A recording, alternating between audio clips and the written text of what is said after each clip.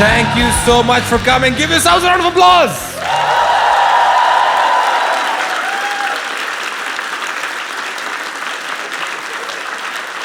You're checking to see if everybody else is giving a round of applause. They are. He's like, I'm clapping. I don't want to be carrying this whole auditorium. Thank you very much for coming. I've been doing this show for more than a year. And this is the very last weekend. So I'm very happy to be able to share the closing of this show with you. And I'm so happy so many of you came out. You bought tickets on Book My Show? What is it? Yeah? Yeah. Now you will receive an email every day of your life. Any worldly action creates email. As soon as you book a ticket, you get an email. Hey, thank you for booking a ticket. The ticket is not in this email. This email is for thanks. Email is from do not reply. The phrase, like you're some despo who was about to reply to this auto-generated thanks. Hey, thanks, y'all. Most number of emails is if you book a flight ticket. That's like 6 emails. They're like, hey, thank you for booking your ticket. This is your flight ticket. And then now you have to web check in. And this is your web check in boarding pass. A separate email saying, don't bring power bank. Then 3 text messages. Now someone has allowed businesses into WhatsApp.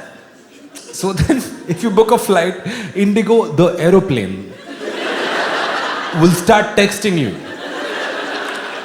Display picture, aeroplane. Indigo will text you and say, bro, you're coming tomorrow, right? No, dude, because last time you didn't come. Then you take the flight and you land, and then Indigo sends you one more message. Dude, how was it? You enjoyed. I don't know why we're expected to provide feedback for every service we use like some free employee. Please help us to improve. No, you improve. Look at the expression of the people in the airline. This is a great email you get, like, based on your experience, how likely are you to recommend us to a friend or a colleague? It's on a scale of 1 to 10. Bro, you are either likely or not likely. What is 7 likely to recommend Make My Trip? Hey, where should I book flight tickets? Bro, chal chhod yaar. You know, feedback, the weirdest feedback is sometimes at airports they will have a iPad outside the toilet asking you to rate your bathroom experience. Yeah, a touch screen tablet outside the airport toilet with a series of 5 smiley faces. That's all the things you can feel. Okay, it's like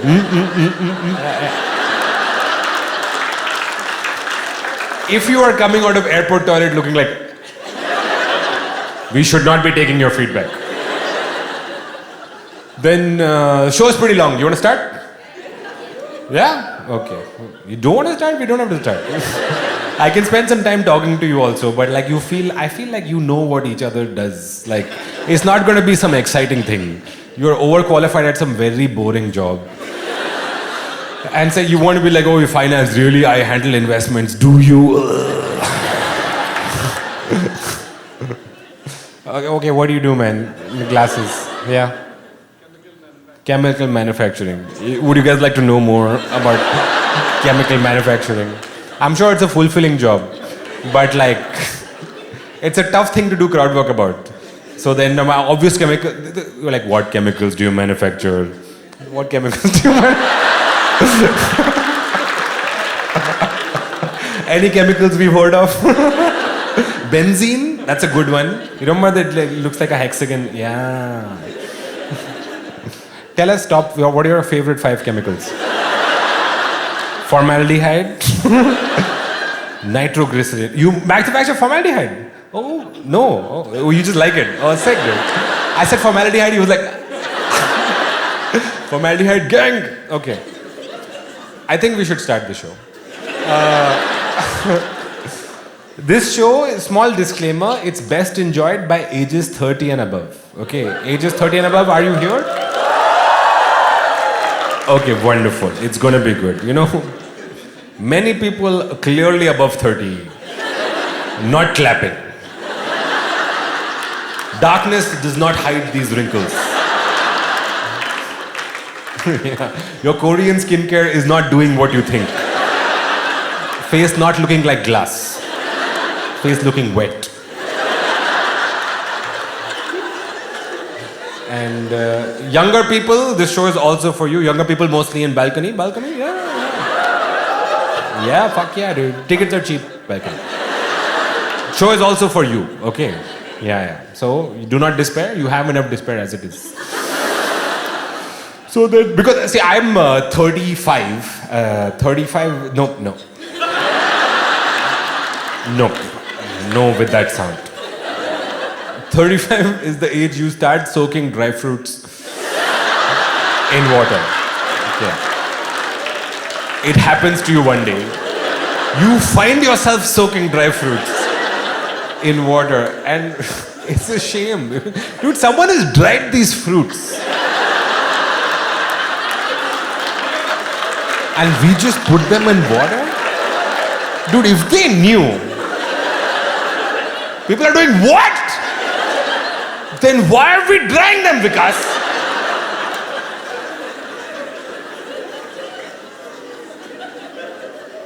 Now, in India, we believe that the dry fruit is good for the body part it looks like. You know this theory? Almonds look like eyes, good for eyes. Walnut looks like brain, good for brain. End of examples. Full theory based on 2 examples. You can't add any more. You can't be like raisins look like nipples. So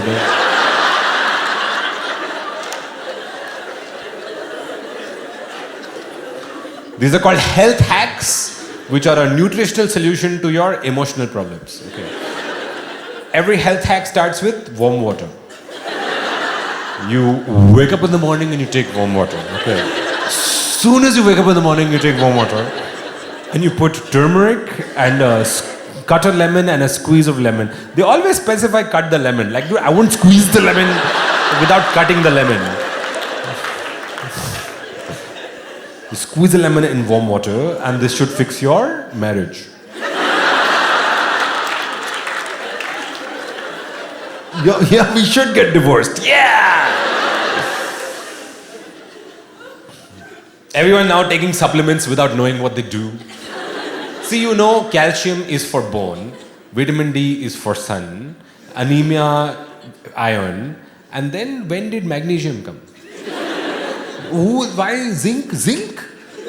You can't just have stuff from the periodic table. Dude, I've seen zinc in chem lab. I never saw zinc and I'm like, what are you doing? It's for immunity.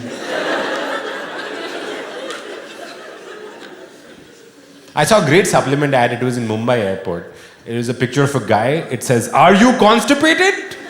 And there's a phone number. And no product. So then I called the number. Just one guy going,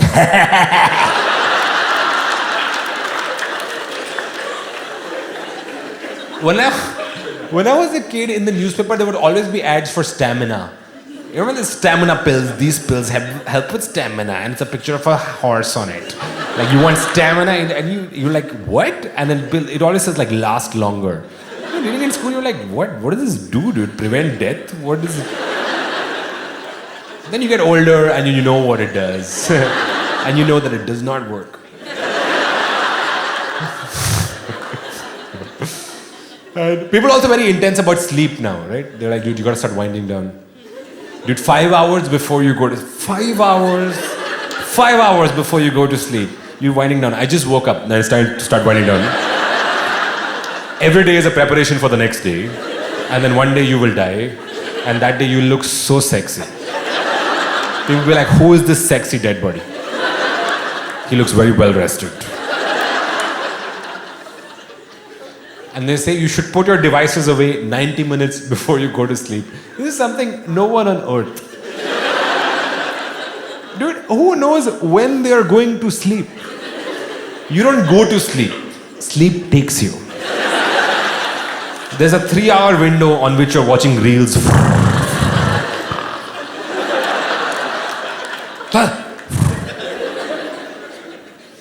And now there is more available health advice than available health. I saw a real video titled Common Breathing Mistakes. Common. That means in this room, there may be breathing mistakes. So we should do a small test, okay? Everyone on 3, you take a breath in with me, okay? Okay? Okay. 1, 2, 3. Mistake. Both of you, huge mistake. I don't know how you made it this far. If you breathe chemicals like that, bro. Okay, when you breathe in, your shoulders shouldn't go up. Okay, stomach should go out. Yeah. Okay, so you want to breathe properly now for the first time? Yeah? Okay, on 3 again. Okay. 1, 2, 3. Guys, stomach's going out really far.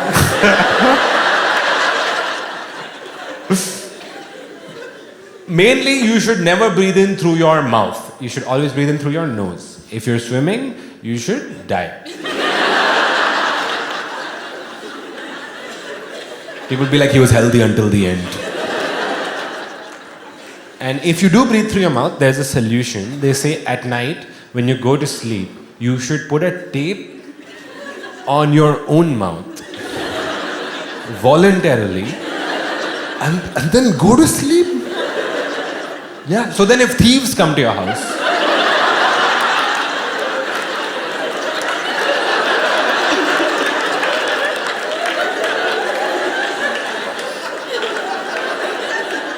sir, are you being robbed already?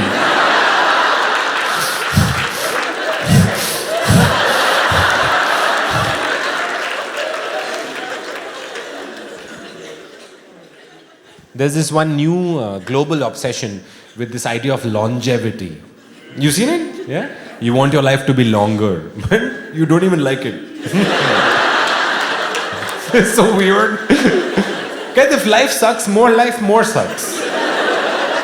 Like, you understand why some billionaire wants to live forever? It's 100 more years of luxury. What are you gonna fucking do? Be 120 updating your resume. I have enterprise Java experience. I'm obsolete in 3 technologies. And I was cultural secretary in college.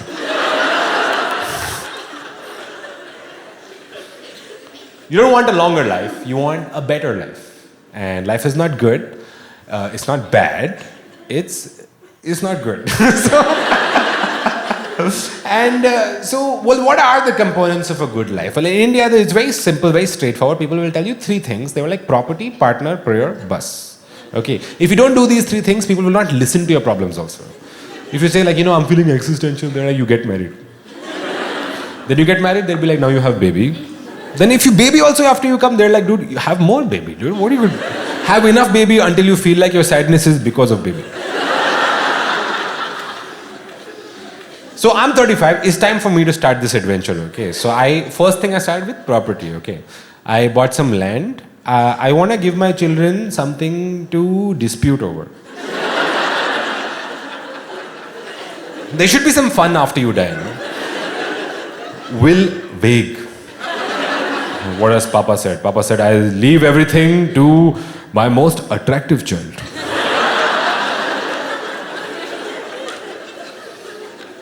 So I found a nice big plot. It's next to the highway. When you drive on the highway, you're like, who lives here? Me.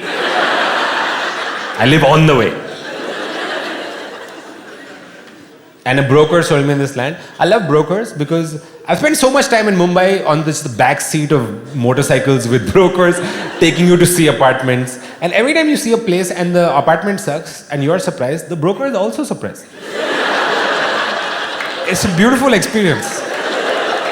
I saw an apartment, it's a real building, it's still there in Khar West, where we went and the balcony of the building had fallen off. Okay.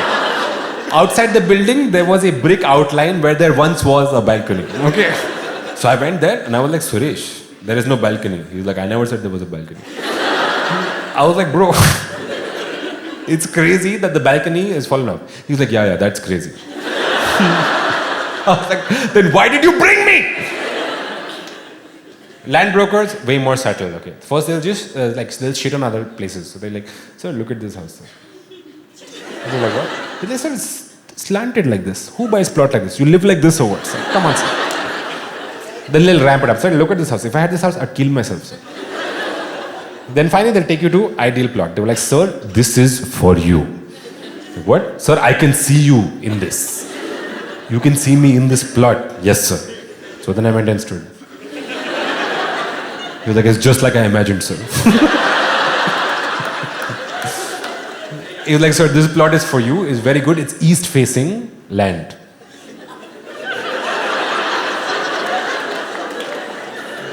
Like, what? Sir, it's east-facing land. I was like, isn't all land facing all directions? 3D piece of land. What is face? Should you put raisins on the nipples of this land?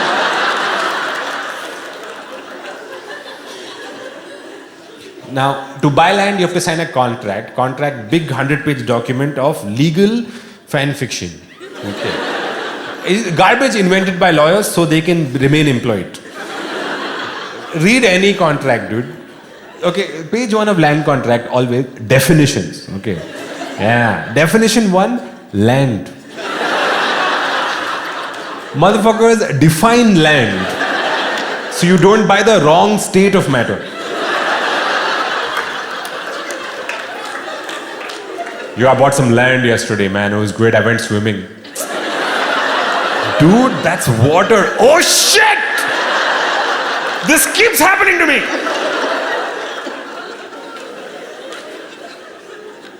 So now you have to sign the contract. In India, you have to sign every page of the contract. Because if you don't sign a page, someone will change the page. Okay. So every page you have to be like, Karan Gill, Karan Gill, Karan. It's tasty. Karan Gill. Taste of bureaucracy. Yum. You sign so many times, you can see the evolution of your signature.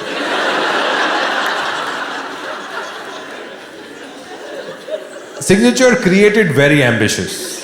It's got a full name, it's got a loop, it's got a line, it's got dots. After some time, it's just ECG.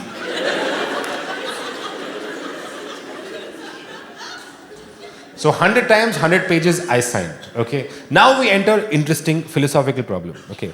Who signed? There are 100 signatures. How can you say that they are my signatures? Right?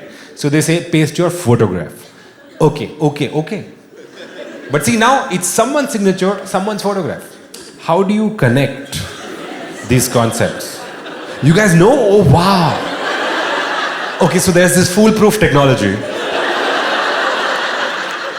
They say you start signing on the paper and then you sign across the photograph. Simply start signing on the paper, sign across.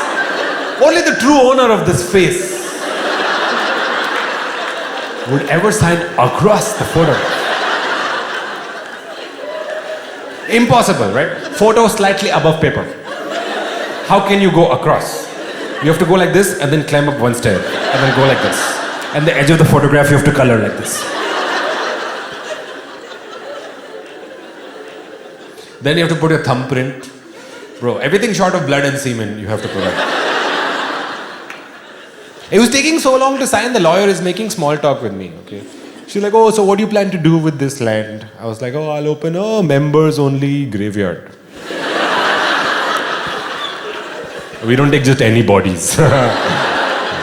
Students discount. You know, I was just being polite. Okay, you don't have to be an asshole. I said, okay, sorry, I'm buying property because, property partner prayer, these are the components of a good life. She's like, I don't care so much also. I was like, listen, no. A very straightforward theory. See, property, you guys know, partner, I mean romantic partner. And if the idea of romance scares you, and it scares many people in the balcony. So, guys, don't worry. In 2025, pets are also allowed. Yeah, whoa, yes. Okay, people come to my house all the time. They're like, you do, bro, you're lonely, you should get a dog, okay? They say you are lonely, okay? Dude, married people come to your house, can't believe. They're like, enjoying alone? No. My watchman is doing this all the time. He's telling other people in the house like, sir, akele hai. I was like, bro, अकेले रहते हैं. Please clarify.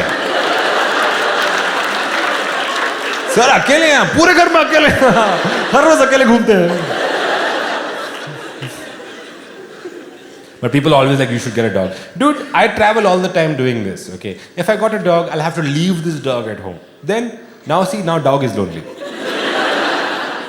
I come home, dog is playing PlayStation. Guys, leave a like in the chat. He's streaming, he's so lonely.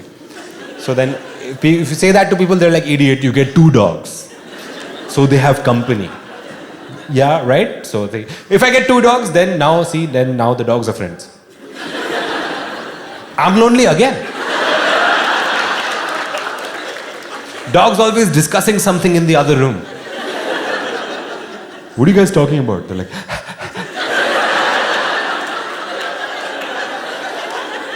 when I subscribe to your channel. Final solution, 3 dogs. No, because 2 dogs, they'll exclude 1 dog who will be forced to come to me, and be like, I don't want the loser dog. Introduce me to the cool ones. So my friends tried this. They got a cat. Cat's name Kaju. Kaju Catly. Okay. Not worth it. Not worth it. It's their joke. I'm not a fan of cats, okay? It's okay if you are. Some people like cats, some people like dogs. No one likes you, right? But Kaju, exceptional piece of shit, okay? Violent, like aggressive, and my friends are in denial about being attacked every day by their own cat. They have scratches all over their hands and face. They come out bleeding like, she's playing. She is playing. Then you go to their house, she is not playing. Dude, this cat hunts them. They're drinking tea, Kaju's behind like, okay. Good one, Kaju. Wow, you got the eyeball. Wow. Call the ambulance. I don't know if you know people like this, but they've gone. Oh, so. Cat material is, I lose a lot of people on the cat material. What if we like being attacked?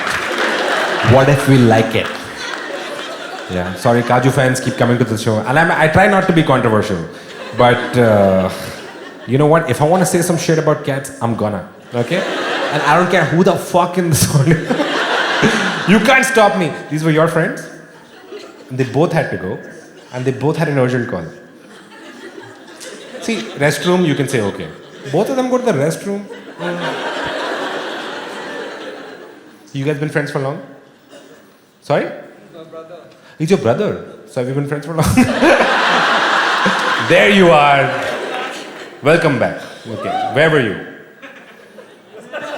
Lou? Okay. Quick one. Yeah, that was actually very quick. Now we'll have to see how long she takes. This is a chronograph.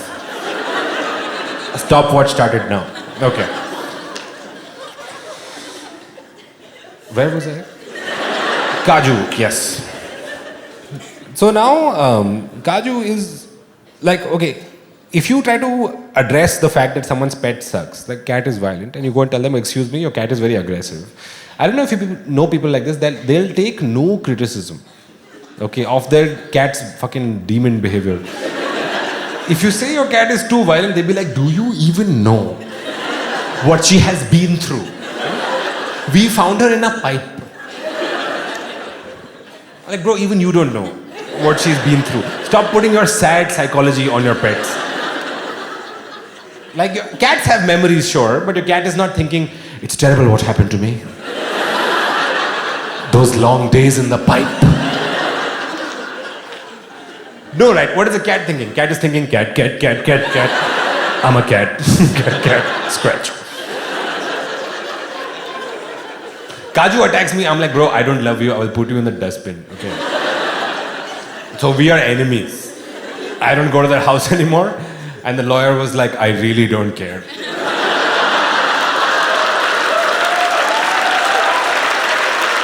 I feel like I asked you one question, and you've been talking for so long. I was like, yes, madam, but bato mein, you see, I've signed all the documents. And then she took out 2 more copies of the same contract and said, now you sign this. I was like, I've signed one. You can make 2 copies. No? She was like, no. I need 3 original documents. Anyone could have made the copy. And you're like, anyone could have made the original also. So anyone can do anything. No. She was like, copy is not original. I was like, duplicate is not forgery. Okay, think, like, see, if you stand in front of a mirror, you're there, but actually you're here. Okay. And if you're not here, you're not there. And if you're not there, and if you say this to a lawyer, they get quite upset. She gave me this great sentence. She was like, do you think I want this? This is the procedure. And this is like, it's the best part about modern life, right? Nothing is ever anyone's fault. Problems exist. Destination, you. Source, unclear. You'll live your life thinking, if I can just shout at the correct person once, then I can die in peace. But that person does not exist. I'll give you an example. Okay, Amazon gives you wrong package. You tell delivery guy, hey, this is wrong package. He's like, brother, I'm delivery guy. I don't know you, I don't know package. I just do job. So you're like, okay, fair enough. Okay. You call customer support, they're like, brother, I'm a robot. I don't know you, I don't know what it means to be. You're like, fair enough. You call warehouse, they're like, how did you get this number? So, it is Amazon's fault, and you want to shout at Amazon, but where in Amazon should you shout? That location does not exist. Okay, so you shouldn't argue, you should shut up and you should sign. 300 pages of many same pages I gave to lawyer. I was like, please tell me we're done now. She was like, yeah, after this there are just some small formalities. Okay, this means small. Okay, formalities are there. I'll call you later. Formalities you have to do. Hai ki nahi? Hai ki nahi? Then, see, if someone says hai ki nahi, you can't say nahi hai. It's a trap. Okay. You have to say hai, lekin. They should use it as a legal defense. Your Honor, my client is innocent. है कि नहीं? आप बताओ. Like judges like बात तो आप सही कर रहे हैं.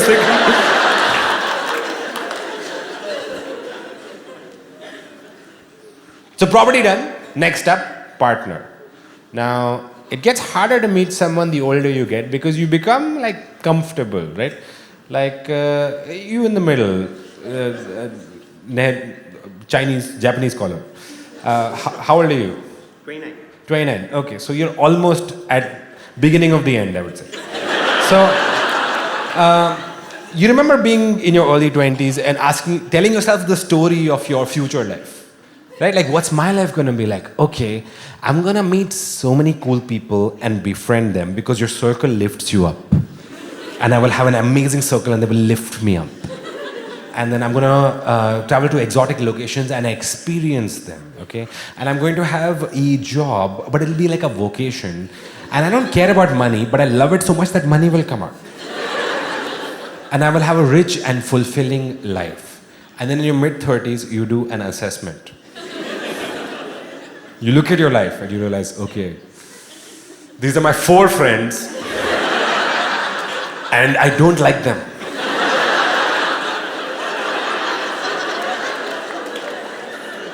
Like, I don't dislike them. They provide a reliable experience.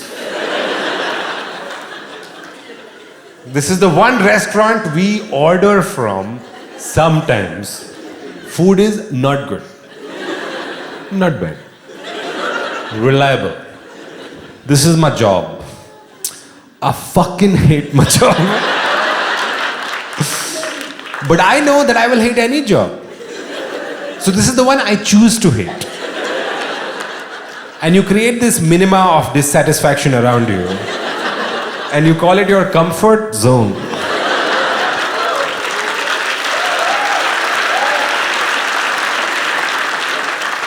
Comfort zone, not good, not bad. Advanced deathbed. You just lie and you slowly sink over the years. And you never think about it until one day, someone you dislike becomes very successful. Oh yeah, you're thinking of who it is for you. Oh, it'll happen to you one day. You will be chilling at home and you'll see this piece of shit begin to rise. You're like, hello, hello, hello, hello, hello, hello, hello, hey! They have gone there and you are still here. And you're like, have I become too comfortable? So you look for advice on YouTube. Where there's a bald guy who runs in the desert and gives advice. You've seen this guy?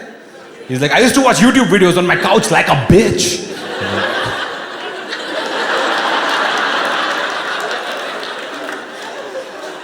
Okay, then I realized this video is sponsored by Squarespace. Abhi yaar.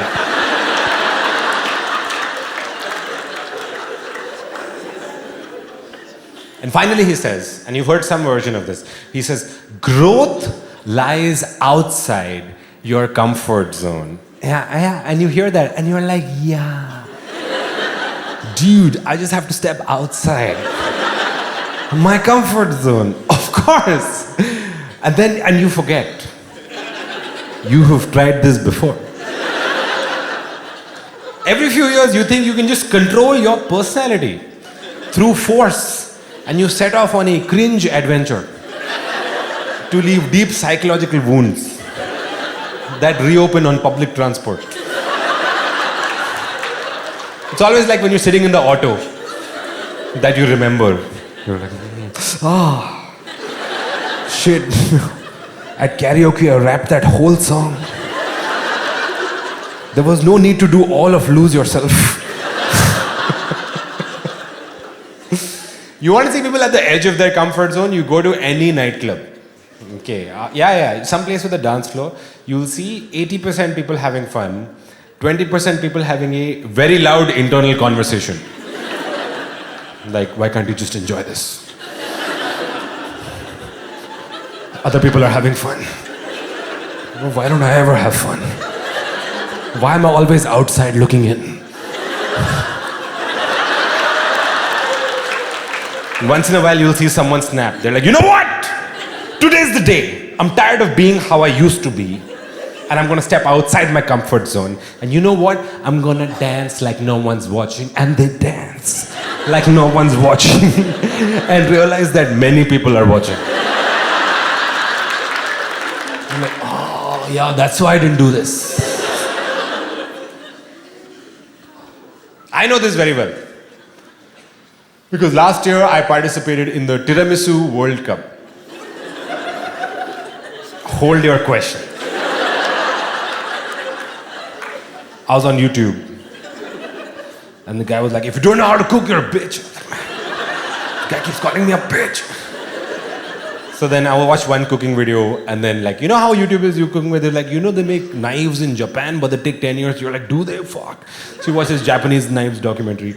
And then you're like, oh, what is fire made of? You're like, what is fire made of? So then you spend half an hour watching what fire is made of. And then 6 hours later, the Tiramisu World Cup comes. Okay, that's how it comes. I didn't even watch the video. I just paused, new tab, registered. Registered for me and my friend Manik De Silva, real person. Okay. I called Manik. I was like, Manik, I have registered both of us for the Tiramisu World Cup. What? Manik, it's a global competition where you make the Italian dessert tiramisu comparatively against the world. Dude, I don't know how to make tiramisu. Neither do I. But growth lies outside your comfort zone. And essentially, this conversation is happening in January, and the competition is in October. In January, October is not real. There is no proof they will ever October. So you can defer anything till then. I was like, bro, we'll figure it out by then. Yeah, okay, bye.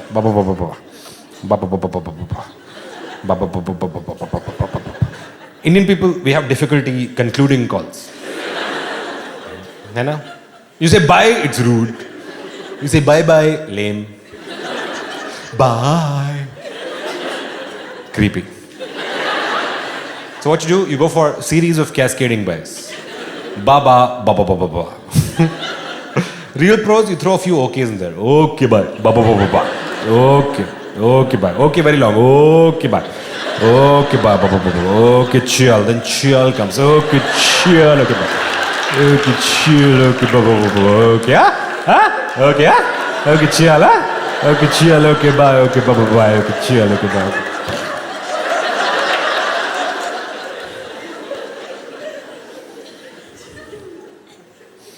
So now I have to step outside my comfort zone and meet someone. You guys remember how we used to meet people back in the day? Yeah, it was a referral process. Right? One day your friend would bring their friend and give you 10% off. But all of your friends no longer have friends. Because they have cut all the toxic people out of their life. Everyone I know has cut all the toxic people out of their life. Yet you never see a toxic person just in a field alone.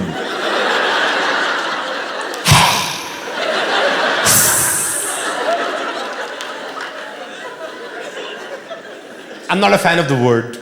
It's not descriptive. What does it mean? We don't know. Also, someone is toxic in relation to you, man, not just by themselves driving to work.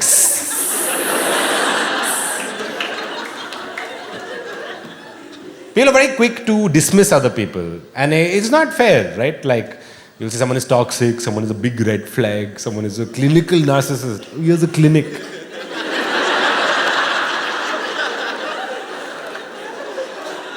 And it really seems, for many years, that there is something wrong with everyone except you. You are the only person there's nothing wrong with. And the tragedy is the inability to meet someone who matches this perfection.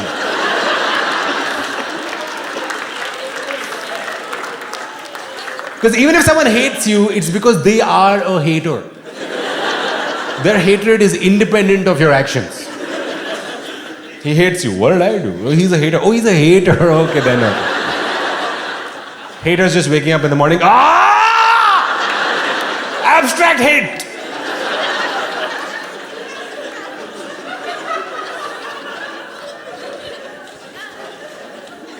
But eventually, the world reveals your problem to you. One day, a close friend will sit you down and very gently, they'll say, hey, you know what your fucking problem is? And it will turn out that an aspect of your personality that you thought was cute is really annoying to the world. Your friend will be like, you know how you can never make a decision about fucking anything ever? And you're like, yeah, it's because I'm a Libra. Shut the fuck up! Take some responsibility for your life. And you hear that and you're like, what? Even I have problem?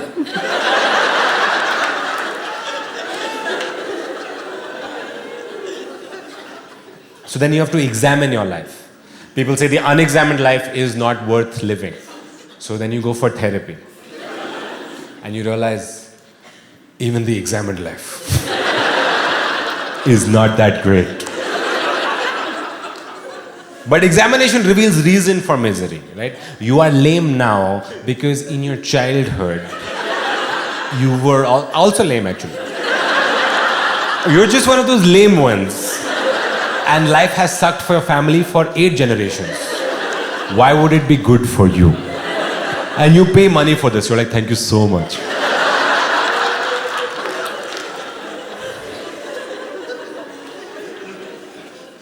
So now your only opportunity to meet someone is through a dating application, which nobody likes, but it is the only way. And they have people on them, humans on them, for the most part.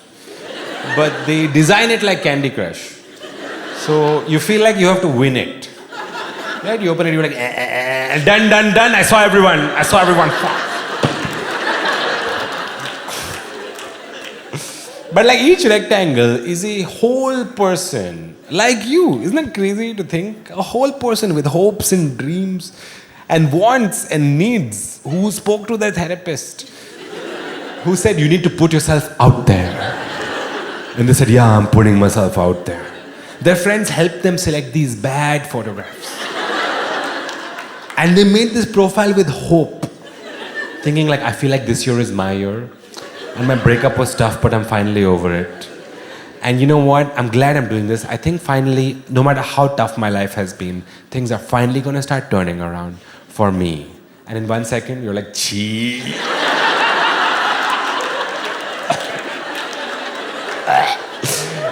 Every time you reject someone, they should turn on your front camera. Just to remind you who you are.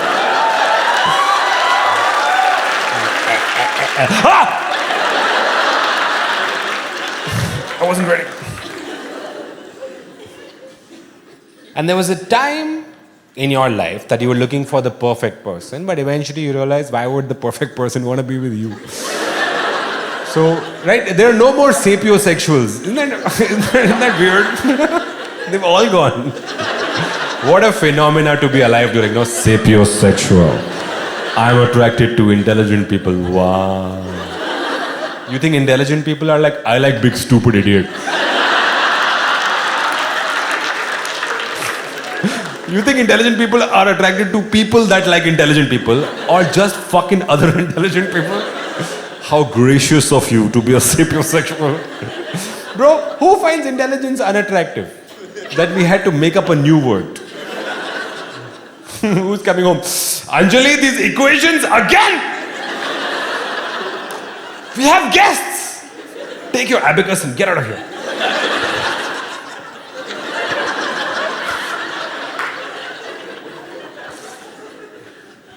So now, having been burned by perfection, people are very pragmatic in their search. So they've distilled their desires in a partner to a list of bullet points that they write on their profiles. Okay, they'll say looking for someone compassionate, motivated, growth-oriented, who creates a good environment so we can both flourish. Read that, you're like, are you hiring? Who is attracted to this? Growth-oriented. What in the fuck does that look like? We go for dinner and she's like, I really like this restaurant. They should open a chain of these restaurants.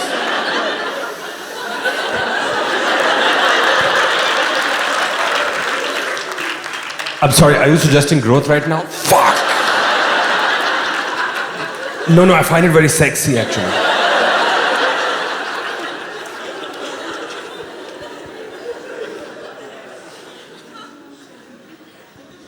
And you have all these demands from other people, but you also want something for yourself. And what you want for yourself is space. Hai ki nahi? Space is not physical space. It's mental territory. It's a 2-bed, 2-bath of the mind.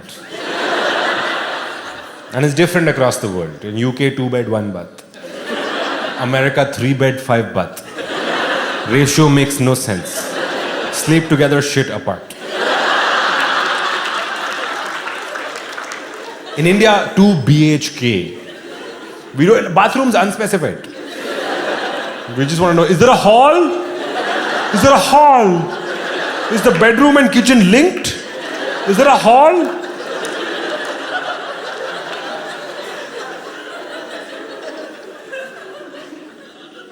So space is your mental territory that you defend against other people. You are like, excuse me, it's too much of this. I need my space. And same way you invade other people's space. You know, once in a while you're like, hey, what are you thinking? You're thinking about me. Space is your mental territory, so everybody who you are is in your space. And most people are available in minimum 3 flavors. Okay. There is a private OnlyFans version of you that exists without effort. That's who you really are. Which is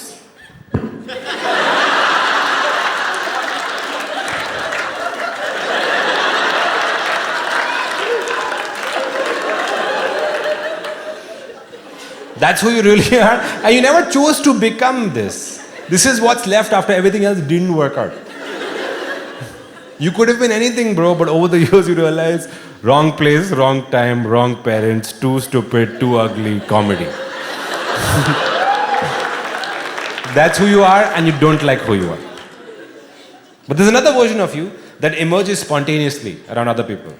People are like, hi, you're like, hi. What the fuck? What the fuck is hi? Dude, why do I always do this? Okay, we're going, bye. Ah!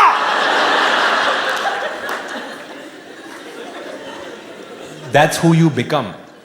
And you don't like who you become. But there's a third person in here. And it's who you want to be. And who you want to be is someone who does not want to be anyone. You want to be someone who has solved all the problems and has gotten all the stuff, so they could finally just fucking be here and relax. And the idea to go from who you are to who you want to be is this idea of growth. Okay. But the difference between these extremes, also interesting. Okay? Because who you want to be minus who you are equals what's wrong with you. And what's wrong with you is actually what you find attractive in other people. Complementary defects. Looking for someone with the right size bullets for your existing holes. Who can hurt you in your preferred manner. Same battles, new opponent. Maybe you will win this time. Always with your anti-particle. You realize now at some point you'll be like, how come everything that annoys me is like your personality?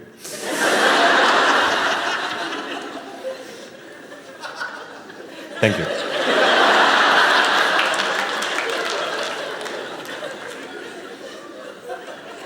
The main use of space actually is right now in modern times is an area where you process. There's two Gen Z phrases that I use. You guys can use. They're very, very good.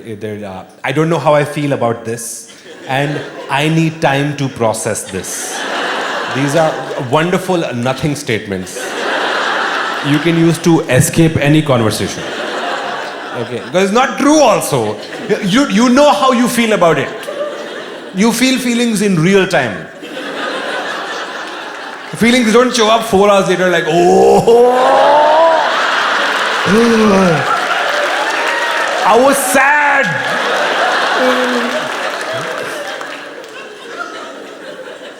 You know how you feel about everything, but you don't know if how you feel is correct and supported by data. So you come back in your space and you do a data-backed analysis of all these things you have to process. Big in tray of things to process. You take something from the top of your pile. You're like, okay, item 1 for processing today. It's gonna take years. You have to just accept your parents, you can't change them. Let's take something easy and small. Okay, this is good. Someone came for the show, said the show was surprisingly good.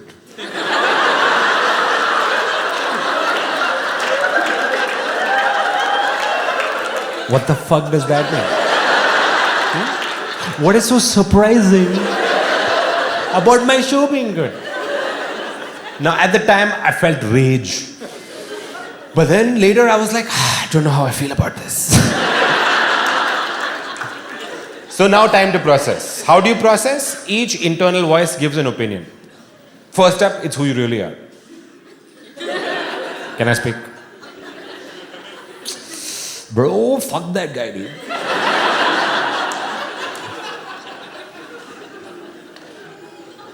Second voice represents spirituality and mindfulness branch.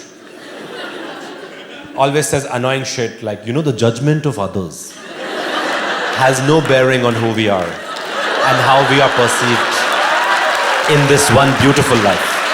Namaste. Third person, entrepreneur. I can't believe we are wasting time thinking about this when we should be out there grinding and bathing in the blood of our enemies. Sometimes it's a whole other person from your past who lives permanently in your mind, right?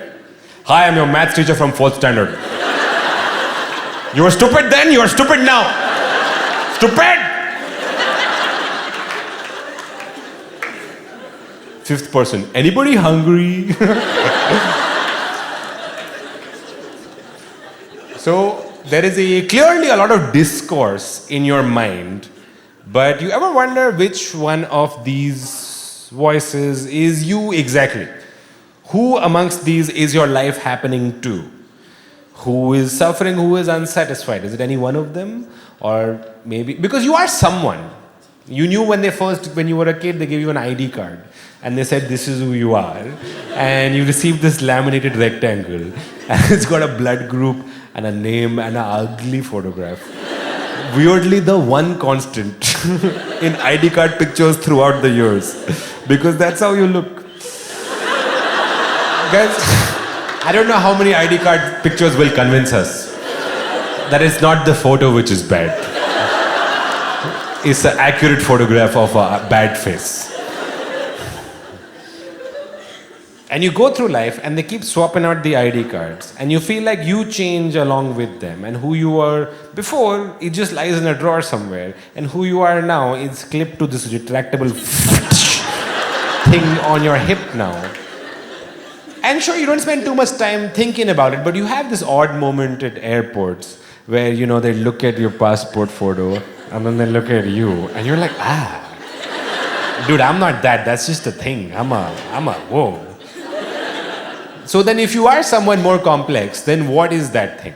Okay. Would you say you're all the things in your head together? Maybe that's who you are. But you often talk to them. So then who is talking? So I've been thinking about this perhaps too much. You are someone, but the location of your identity is not clear. And mainly I've been thinking about it a lot because the lawyer called me to complete the formalities at a place called the Registration Office. Oh, bro, a wonderful building where they always have a sign that is about corruption, but it's not against corruption. It's a very careful choice of words. Okay, sign says, we support corruption-free practices. So if you do corruption-free practices, we support. But if you give bribe, we take. But without support.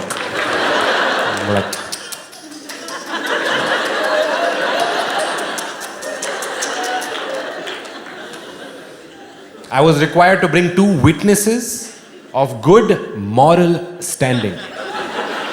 Very important. No one should immorally witness your signature.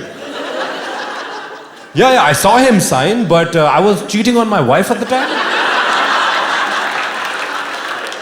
Any problem? I go there with my witnesses. A lawyer comes, gives me the same 3 contracts I have already signed again, and says, now you sign. I was like, my signature is already on every page. She was like, yeah, sign it here today because you're here today. Anyone could have signed this. Hannah, if you sign it here today, then you're definitely the guy who signed it before. That's why you sign it today. I was like, but then why did I sign it before? She was like, you think I want this? I'm like, okay.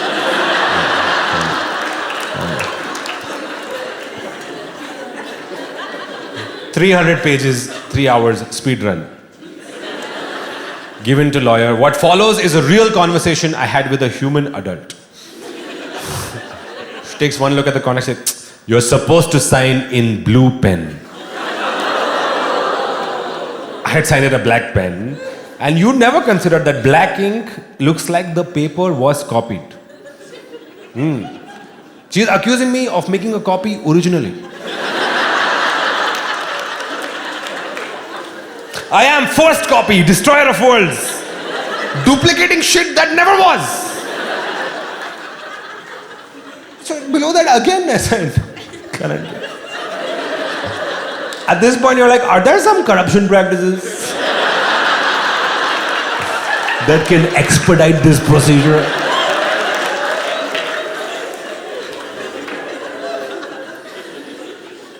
And you guys don't know, but they have digitized the process. That means you have to do it on paper and then again on the computer. Yeah. Process streamlined and doubled. The future is now, but come tomorrow.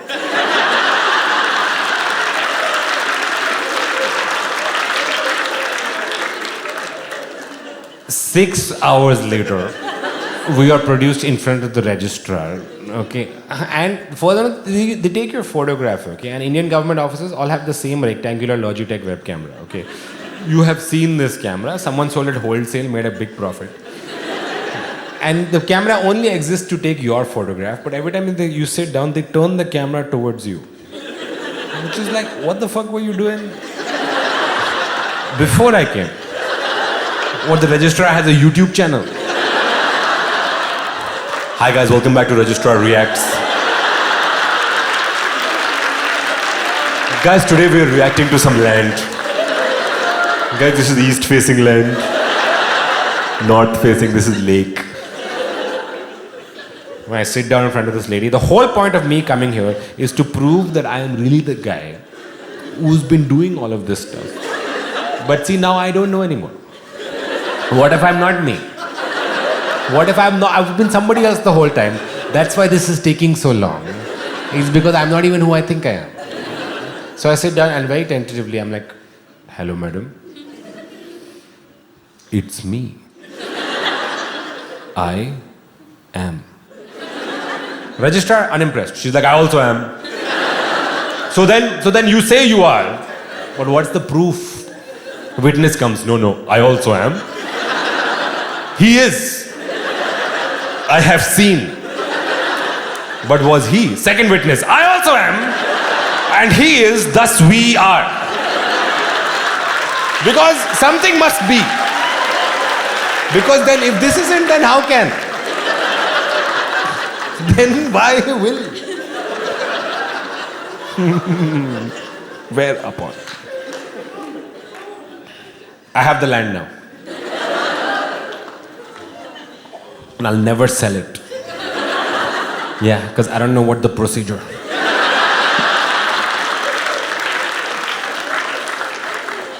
To sell land is. But I have it. It's very exciting to get stuff, but like as soon as you get something, you just have it. Right? That's how much fun there is in life.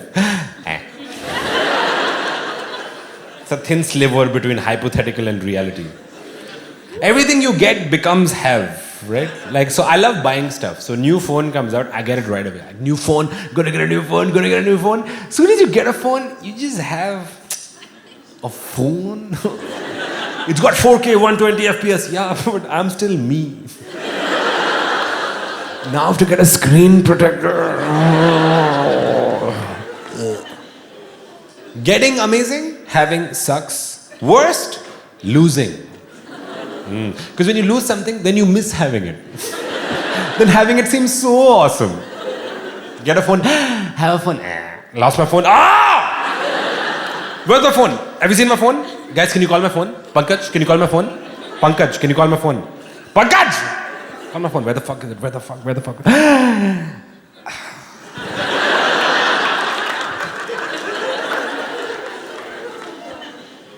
Everything you get becomes have, and it's sad because you feel like there is something left to get.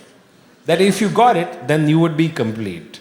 And you will have arrived in this world, and your life can finally begin, and this quality assurance defect in your soul will finally be filled. And you are waiting for that thing, but everything you have ever gotten has just passed through you.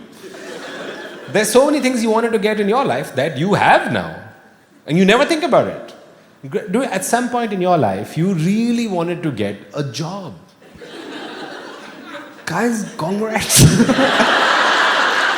Wow! You have everything you want. You get to say cool stuff like, can you see my screen?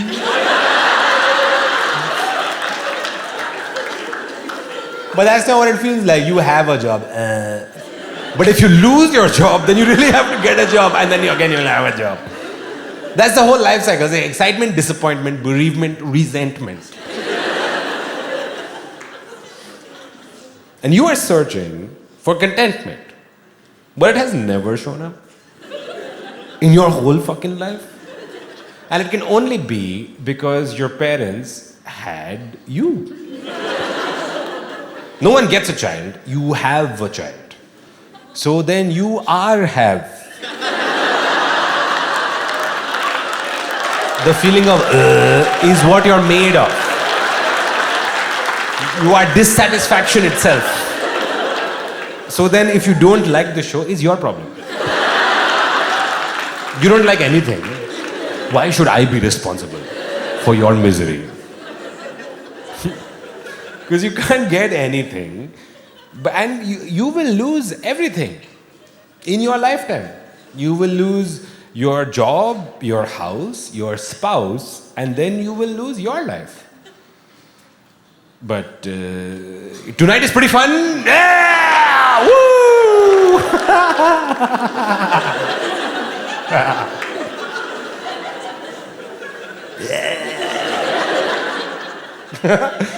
Tonight is usually pretty fun. Hence the advice, you be here now. Okay? And you could. But you aspire to be someone someday. And be that then. If you be here now, then when then comes, you'll be this only. And because the guy in the video, he said you have to sacrifice today for tomorrow. But then all of those tomorrows only show up as yesterdays in your gratitude journal that you lie to. Gratitude journal, I'm grateful for my friends.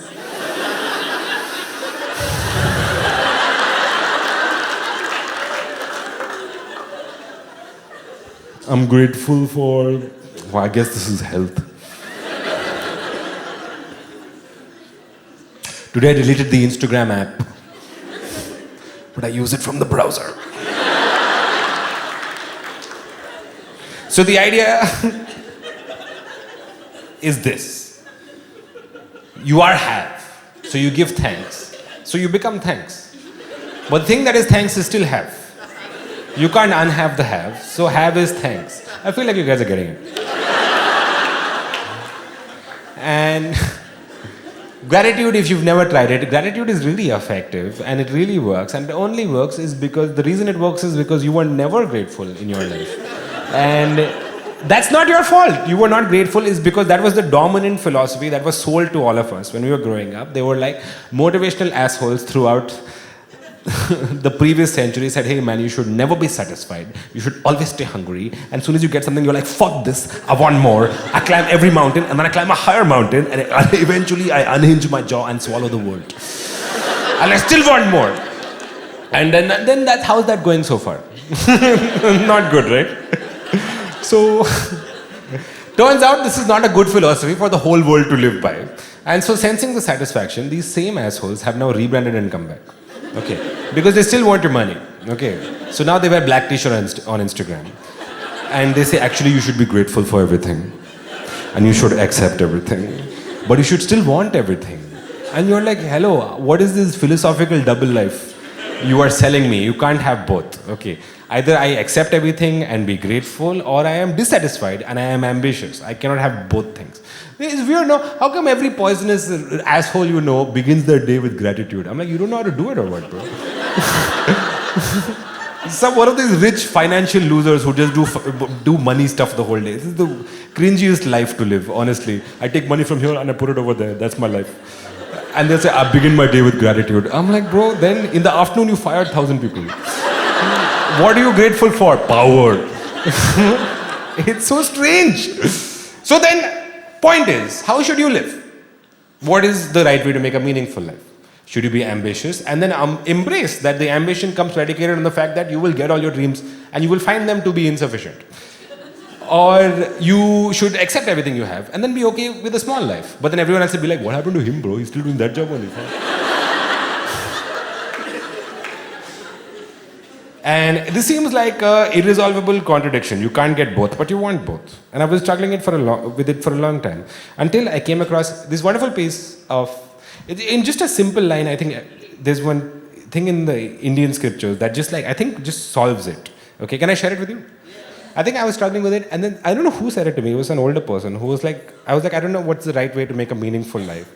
And they said, Beta, you don't worry. And it's really good. Because I used to worry. And now I don't worry. Okay.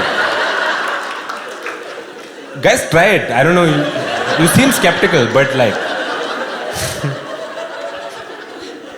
See, this is why society's expectations of you are simple. They want you to do simple things. They want you property, partner, prayer. Why are you sweating this big stuff? Okay, exactly. Property I've got. Partner, only thing left is for me to write about me on my dating profile. Very challenging. To anyone you know, if you've ever written an about me, bro, yeah. So I'm reading other people's about me for reference. Some people write like compassionate, sustainable, carbon neutral, net zero. Net zero 2070 now. 2070, we'll be fucking dead by then, dude. Some people write, don't waste my time, love that. Yeah, we'll waste my time. Some people, hey, anyone here willing to share what their about me on their dating profile says? Just out of curiosity, no pressure. You don't have to look at other people. Anyone willing to share? You're going to be like, you share. No, you think. Again, you're under no obligation. I'm just curious. Because whenever someone does, it's always something very interesting. Some people have like a joke. I find that very cringe. It's like a joke. Like you're like, this person going to just make jokes all the time. Like, sounds like a lot, right? Like, what are you running away from? No one? Going once? Going twice? You guys looked at each other a lot, but no conclusion came.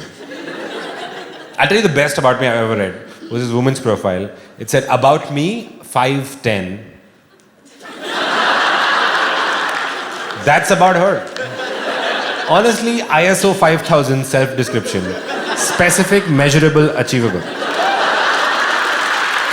We went on a date. I took my inchi tape. Stand here. 5'10", yeah. Not a liar. So inspired by this, I made my about me to just be like measurements.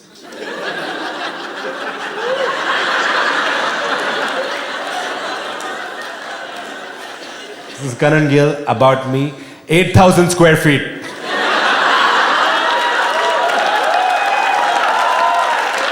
East facing.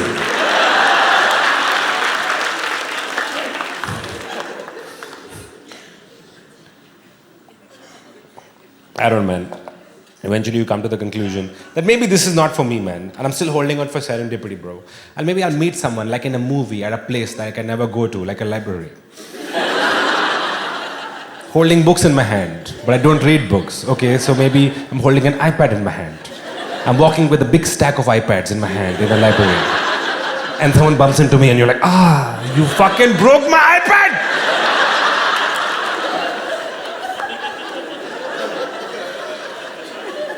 So I was sitting and deleting all the Instagram, all the dating apps.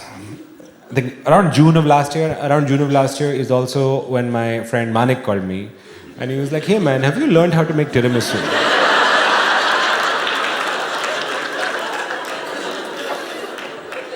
For what? Oh shit, no dude. Well, the organizer of the World Cup wants to do a call with us.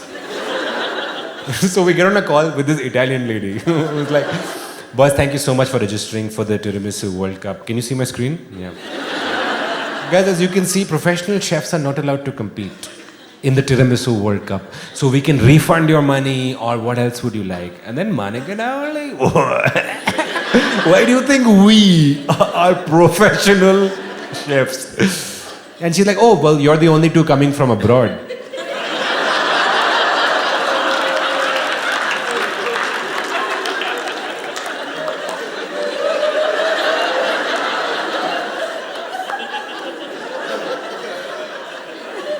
So then, where are the other participants from? Italy. And like countries in driving distance. No, we're not professional. We are actually very passionate. So then Manik called me later. He was like, see bro, it's not easy. I have been preparing for months. You really need to start. I said, 100% bro. You text me the ingredients. Okay. Okay, bye. Bye, bye, bye, bye, bye. Okay, bye. Okay, chill. Okay, bye. Okay, bye. Huh? Okay, bye. Okay, okay, okay. And man, he texted me the ingredients, and I ordered them to my house, and I just laid it on the kitchen counter. But like, I couldn't. You know what I mean? I couldn't just. Is there anything more lonely than making a full dessert for yourself, alone in your house, to later eat by yourself? Recipe says serving size 4 people. Recipe assumes 3 other people are there.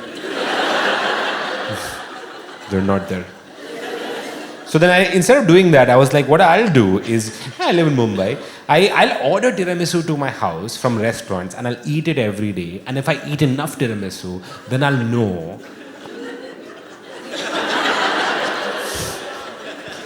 There's that old expression, if you eat enough tiramisu, you can make a tiramisu. We can start an expression. Next week, someone's like, hey, where's that email? Bro, if you eat enough tiramisu, you can make a tiramisu. What? And you drive.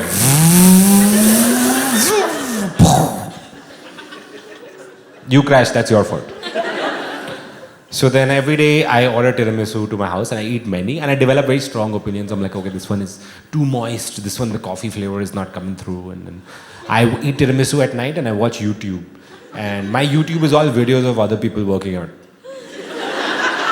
That I watch while eating dessert. And I'm very critical of these people. I'm like, bro, this guy's deadlift is not improved in 6 months. Bro, you haven't won it. If you don't want it, how will it happen, dude? Fucking do that. Bro, what the mind can achieve, the body can achieve.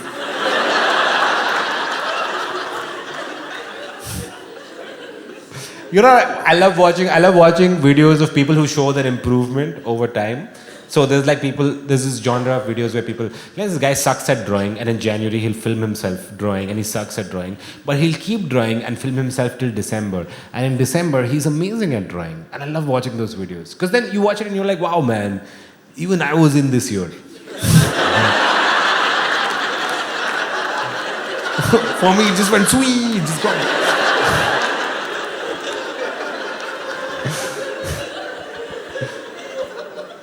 So then, one day I'm eating tiramisu at night, watching videos. I was like, you have to engage your upper chest, dude, fuck.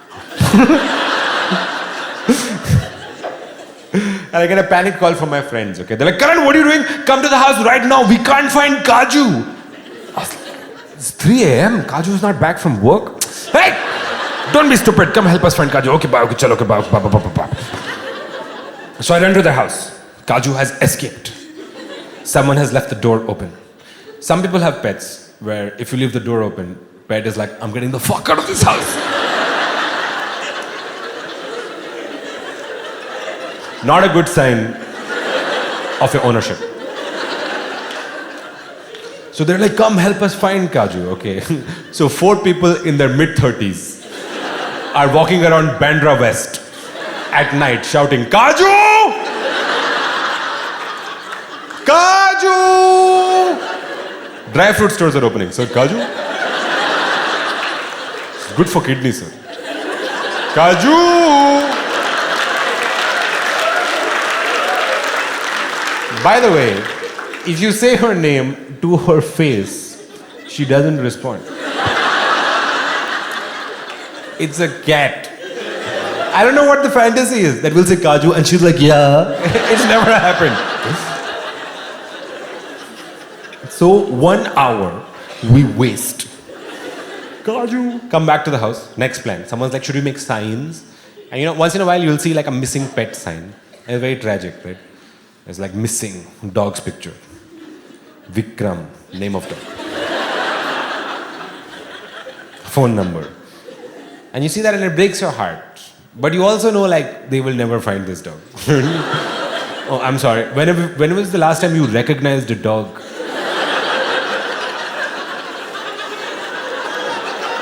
Oh, you're at the bus stop, you're like, Are Vikram?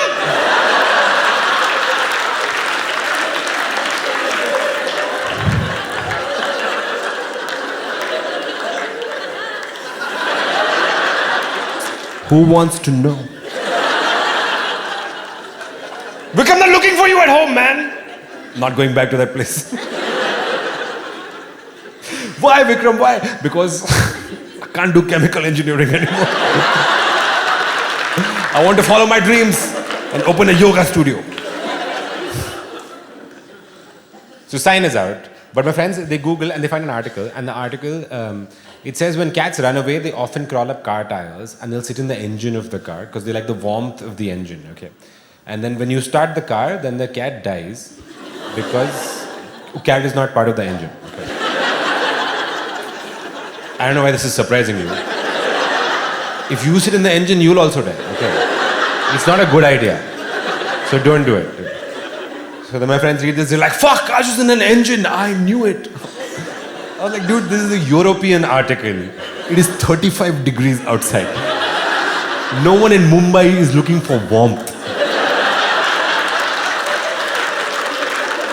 Right? And they're like, you always hated Kaju. You want Kaju to die. I was like, okay, bye. So their big plan is they're like, we'll make signs, we'll put it on the windshields of cars, telling people to check their engine in case a cat is there. Okay. Okay, so 4:30 a.m. We take many A4 sheets. No photocopy shops are open, these are all original documents. We write an insane letter. Hi. There may be a cat in your engine. This is not a prank. Please check your engine for cat. She will die. Thanking you. Ba. I signed everything also. Otherwise, how will they know, right? Go down and spend 1 hour putting this sign on every car in the neighborhood. We come back 5:30. We're like, oh fuck, we have made all these signs in English. Yeah, we live in Mumbai. We should do a few more languages at least. So one Marathi sign, one Hindi sign, one Tamil sign also maybe. So everyone goes to make. Okay, they leave me to make Hindi sign. Problem is, like you, my knowledge of Hindi is too casual or too formal. है ना? है कि नहीं? Okay. It's either like Abilaude or Adarnya Adhyaksh Mahoday.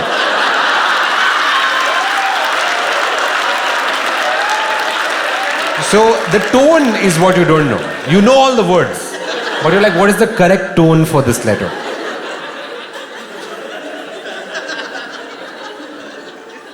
So I think about it a lot, and this is the letter I finally wrote. Okay. Hey Vyakti!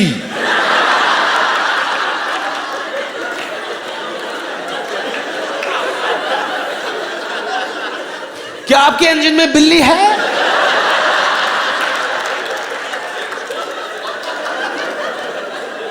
नहीं दोस्त, ये चुटकुला नहीं, केवल सच्चाई है ये।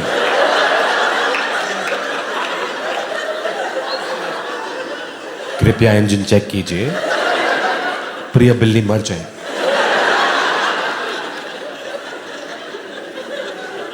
धन्यवाद। धन धन धन धन धन।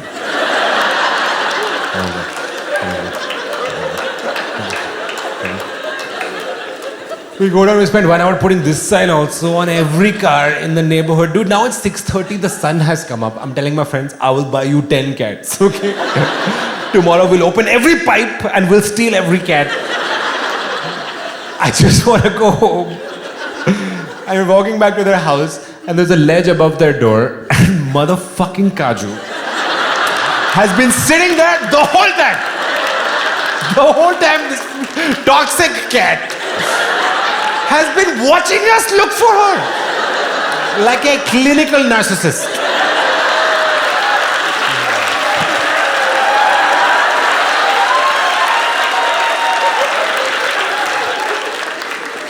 My friend's very happy. They're like, yay, Kaju. Kaju immediately attacks. Okay.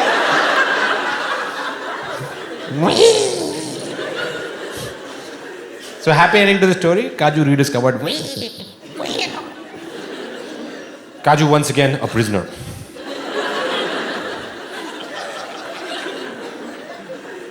Interesting detail is we did not remove the signs.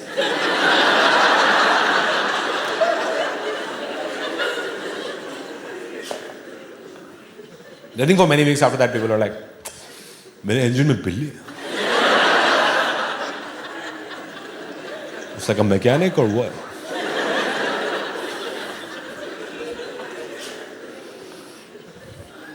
So I came home from Kaju fiasco and I had to be honest with myself. And I was like, dude, like Kaju has not improved my friend's quality of life. Okay? And it really seems like nothing you add to your life can fix what is in your life. Like you have to fix your life inside out. Same way having like property has not changed my life in any fucking way. But yet I'm embarking on this very like confident quest of these three things. It seems there's no external force that can fix what's internal. And look, man, you would have noticed I said something about property, I said something about partner, I haven't said anything about prayer. And I won't also, for obvious reasons. I will say this much. Like, you've noticed that there's a huge influx of Asian thought coming back to us from the West now. And I find it very irritating. To be in Scandinavia and they're like, you want chakra healing? I'm like, I don't know. Maybe I'm a racist, man. I don't know. I was in Brisbane, Australia. Brisbane is the Vishakhapatnam of Australia. Okay.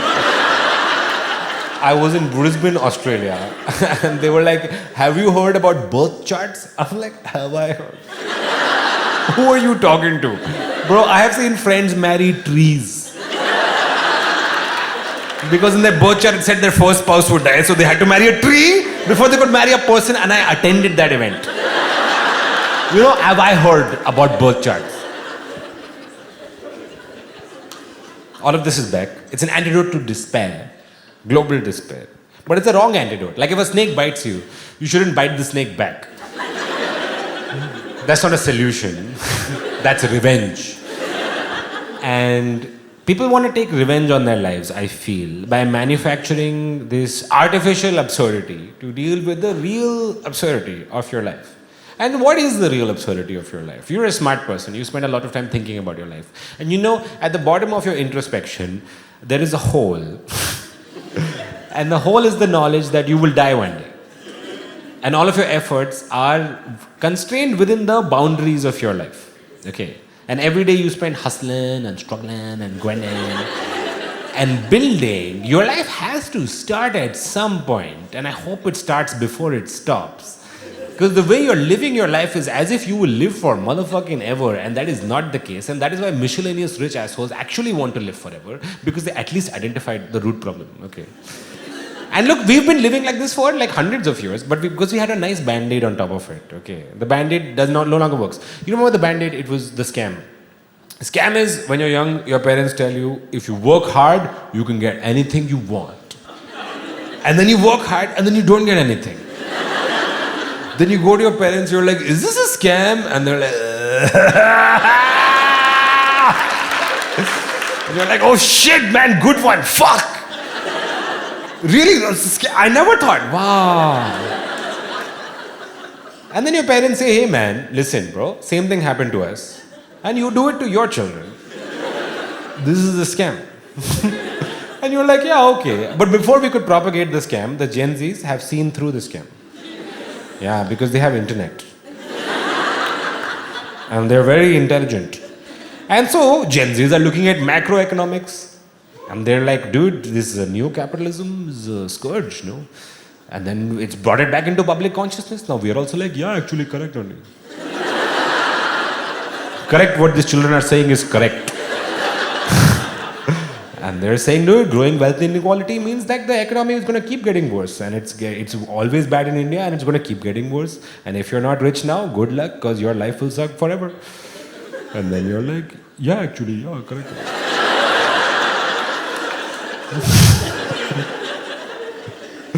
And now all the West is having cost of living crisis. And you're like, oh, okay, see, now you see what it's like.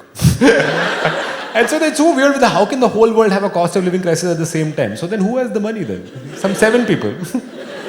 Let's go hit them, dude. Anyway, this is their agenda. And this is what they want. And maybe they will live according to their principles. Who knows? But it is too late for me. And it is too late for my generation. I have 2 home loans.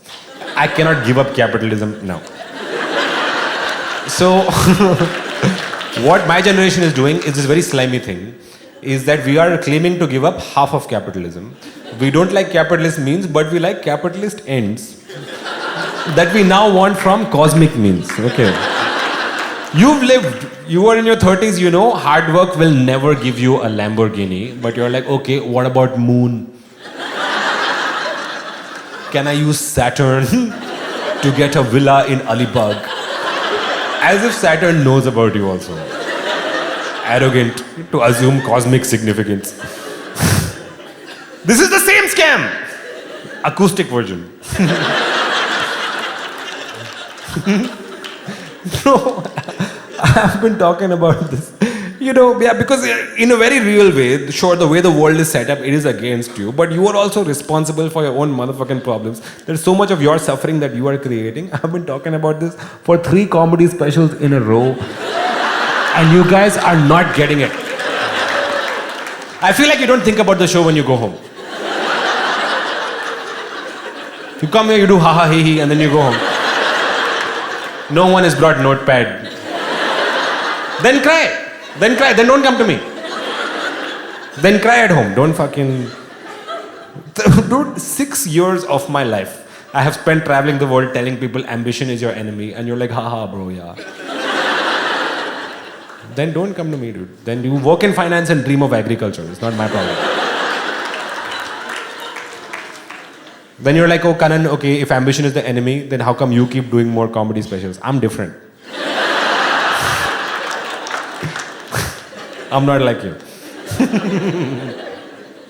You know, while planning this show, I had an out-of-body experience. I was doing P&L, that's profit and loss, with my tour manager, Mehtab, and he brought this Excel sheet, and it was like red color, okay. So then first I was like, Mehtab, make this blue, okay.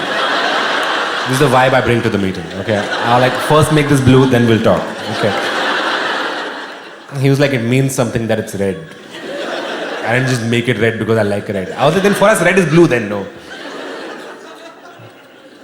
We were doing this end of September last year, and end of September last year is when my friend Manik called me. Please tell me you have made at least 1 tiramisu. We are leaving tomorrow. I was like, yeah, dude. I've made so many. Okay, baba. So then, quickly, like, I googled, like, what is tiramisu? Just to be sure, okay. It is an Italian dessert. It has 6 ingredients, no cooking, no baking. You just make a little cream like this, you mix it, and you take some biscuits, and you make a cube, okay. And now we know the same amount about tiramisu. So I ordered the ingredient again. I watched the recipe, make a cream, make a cube like this. And friends, we've been talking for well over an hour. And maybe some stuff I've said so far has been exaggerated, okay? I'm only human, I do it for comedy. Next part of the show, 100% truth. Okay, I had a bite of my first ever tiramisu. It was the best fucking tiramisu I have ever had. Bro, I took a bite, I was like, why do I ever doubt myself? I stepped outside my comfort zone and I rock here also.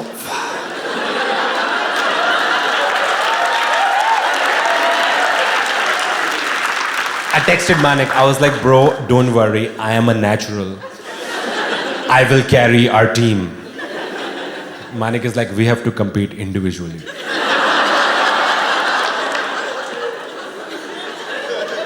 We are not in a team.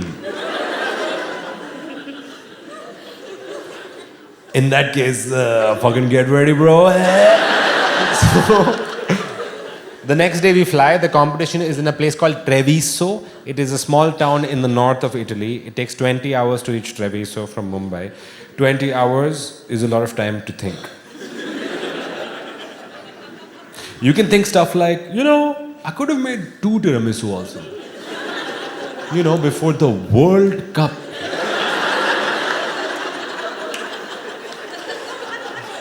Because when we land there, turns out that tiramisu was invented in Treviso. And they take it very seriously. And the competition is held where? In public. Okay. How public? The town square. where the whole town comes to watch the Tiramisu World Cup. So I'm stressed. We go to the Airbnb. I tell Manik, bro, you go out. I'm gonna make one more tiramisu. What do you mean one more? Like when you make 100, you can make one more also, dude. Get on my ass. Where is your equipment? It's like we had to bring. Isn't that crazy? We have to bring the. If you go for Cricket World Cup, you have to bring your own bat or what? You have to know. Okay, wait. If you go for javelin throw, do you have to bring your own javelin? See, now you don't know. Now you don't know. Pole vault, they bring their pole and go. You don't know, so don't talk. Everybody makes mistakes. So I had to go.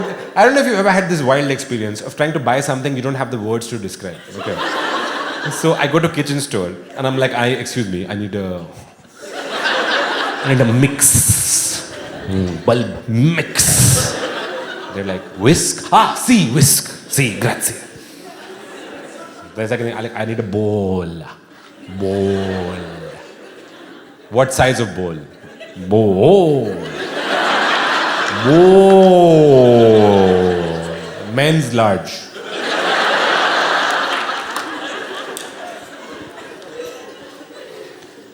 Come home with my shit. Follow the recipe. Now I'm in Italy, got new ingredients. I follow the recipe. I make a cream. Cream is too thin, weirdly. I make a cube, cube collapse. I make a So I throw it away. I make a new batch of cream. I make a cream again. Again cream too thin. Again I make cube, again collapse. I'm like, what the fuck? So I follow a video recipe and I'm like, step by step, okay? I make sure to do everything properly. I make a cream. Again cream too thin. Again I make cube, again cube collapse. I'm like, okay. I can't solve this with more cooking. This requires lateral thinking. Okay. Consider this as a structural engineering problem. Cube is collapsing because cube is insufficiently stable. Okay, I just need a more stable 3D structure.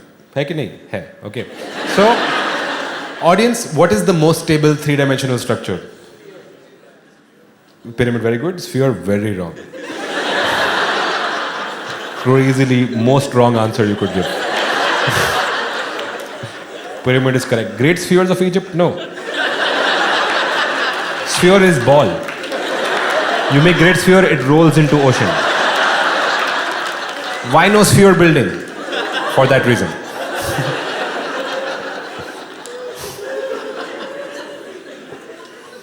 So pyramid, correct answer. I make pyramidal tiramisu. Okay. And it's a great idea. It's standing. I put cream in a swirl like this. It's beautiful. I put cocoa on top.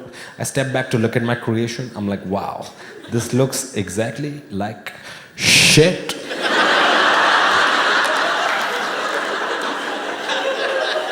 Like literally the poop emoji. So then in a flash of inspiration, I was like, I'll make this. I call it tiramisu. I'll serve it with toilet paper, and then the judges will be like, ha ha ha! Because you know Italian people are so chill about their food.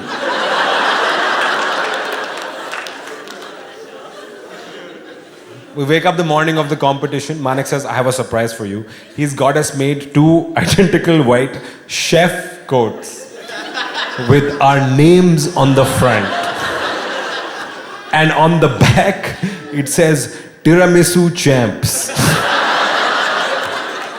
Which is a sweet gesture that adds a lot of fucking pressure.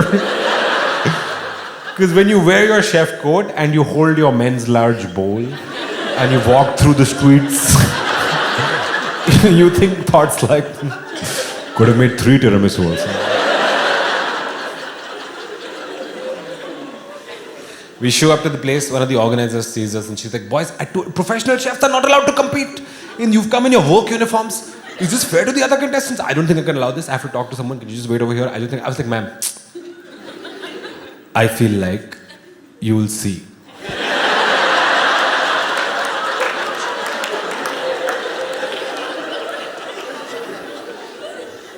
We go there, other contestants are looking at like, oh my God, who are these foreign chefs? Mike and I just looking down, walking slowly. There's an MC talking about the event in Italian, and we don't know Italian, so we can just catch keywords, okay? So he's like, Signora e signore, Milano. So people from Milano are like, Roma. People from Roma are like, whoa. And then he has a long sentence. He's like, Indiano. And people are like, what? And Malik and I are like, what did he say, dude? What did he say before Indiano?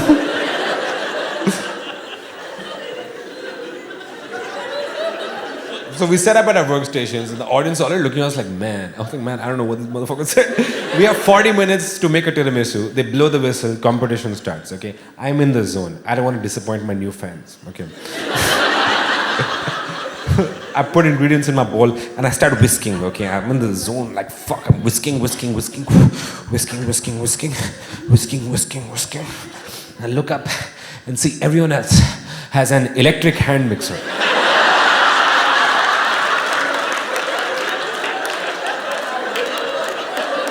Including my friend Manik.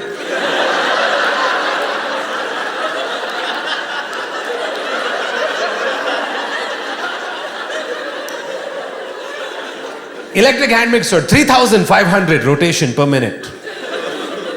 Hand cramp. I'm whisking, getting cramp. Whisking, getting cramp. I'm changing hands, getting cramp. One of the judges sees me struggling. He's like, why you do like this? I'm like, this is how my grandmother used to make. My Punjabi grandmother always made tiramisu like this. See, ciao. And the cream is even thinner today. And I have no idea why. It's not a cream, it's like a watery white, like discharge. It's something you see the doctor about. And I've been beating the shit out of this for 35 minutes. And it is not thickening.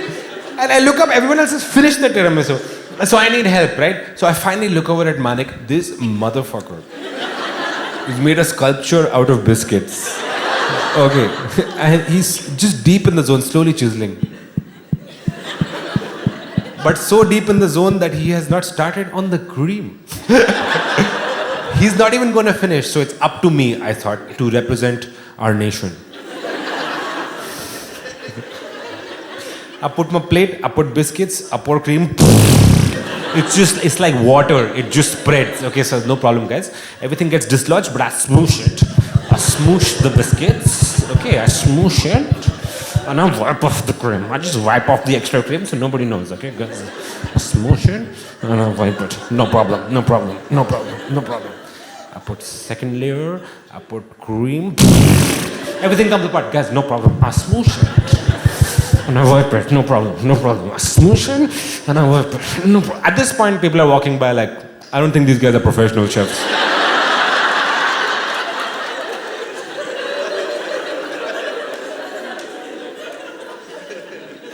I put final layer, I put cream. The whole thing comes apart. They blow the whistle, time's up. And I'm looking at a plate of white water with randomly floating biscuits.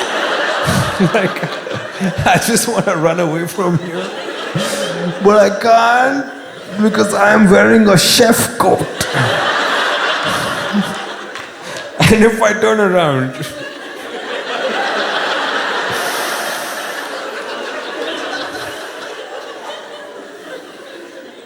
Manik comes to me, he's like, dude, I didn't even finish. This is my impression of Manik. Dude, I didn't even finish. I was like, Manik, sidebar.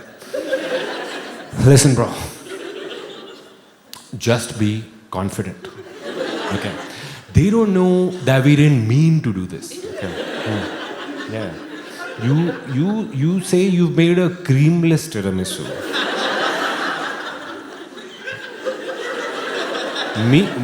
Diarrhea is a kind of poo, so I'm sticking with my thing. So just fake it till you make it, okay? Yeah. Take a deep breath with me. 3, 2, 1. Judges, tiramisu.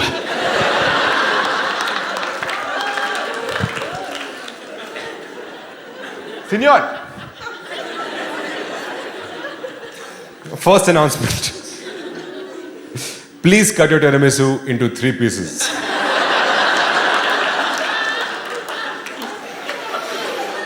Can you cut liquid?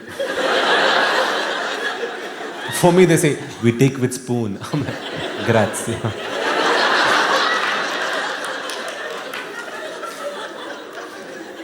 Second thing they do is a golden drop test, where they take a spoonful of tiramisu, right?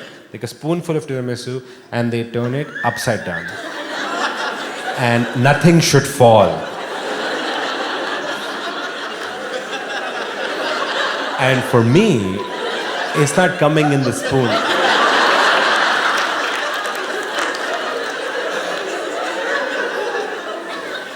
Tiramisu!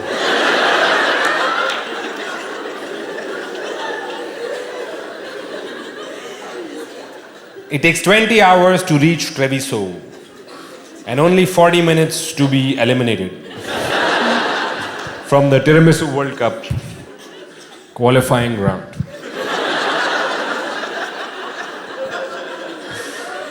And because the other competitors have finished so much before me and Manik, they have cleaned their workstations and gone. So it's just the 2 professional chefs throwing away cream in silence because we've booked our stay here for 4 more days. So that's when the finals were.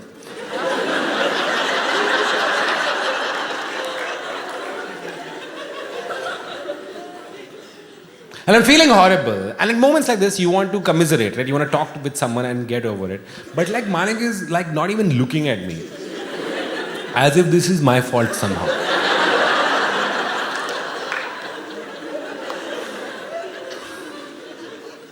And then, when you're feeling horrible and there is a limit to self-knowledge. You want to solve your own problem, you really can't because you're also in the problem. Right? It's like if you're drowning and you're like, grab my hand, and you're like, oh.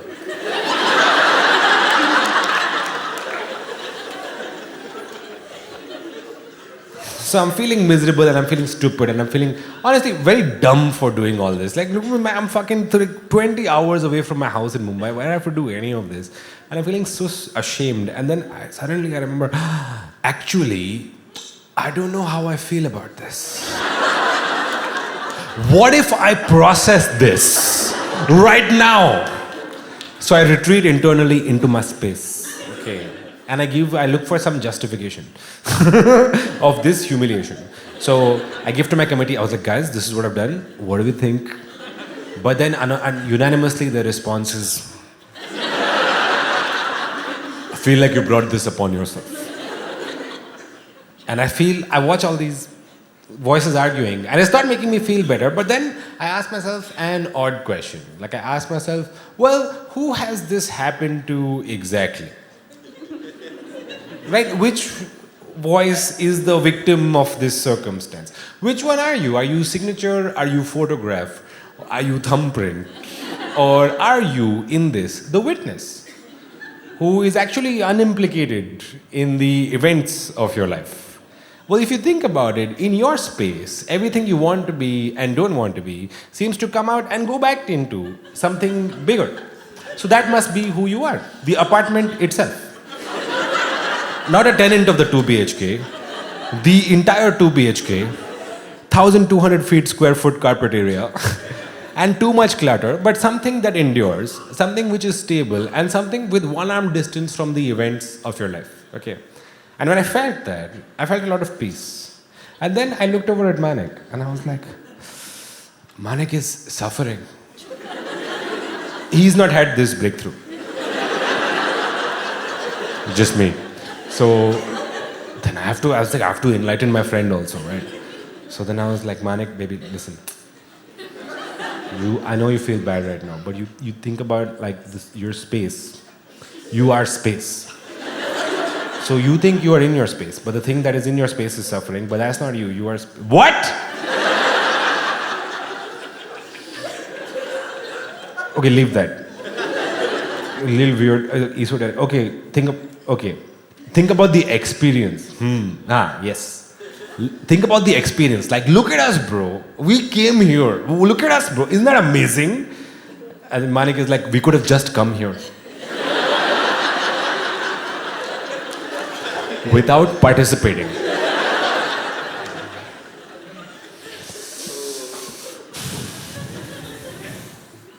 Bro, it's like when, you know, when you, dude, growth lies outside. He just left, okay. So now I'm throwing away his shit also. And I'm almost done when one of the judges comes back. She's looking for Manik. She's like, hey, where's that guy? He was your friend? Cool, just tell him his concept was incredible. Now, he didn't finish, so we couldn't qualify him. But if he had finished, oh, he would be in the finals for sure. Yeah. Will you tell him that? I was like, yeah, I'll tell him. Okay. And she was like, and you are like so quirky. Oh,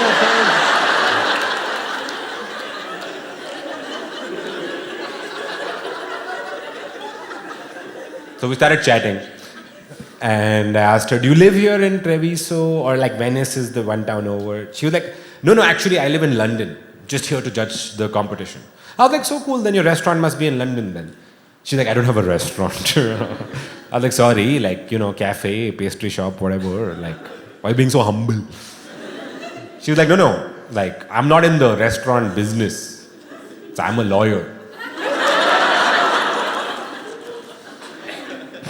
Why? If you're a lawyer, then why are you a judge for the Tiramisu World Cup? And she was like, oh, you can register online to be a judge. So next year. Thank you guys, that's the show.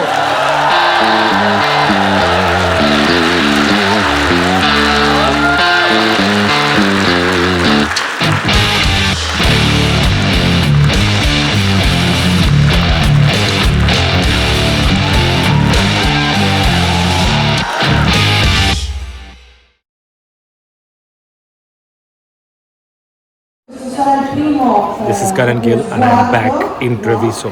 Behind me, the Tiramisu World Cup is taking place. And I am about to judge the creative round at 11:30. This is real life.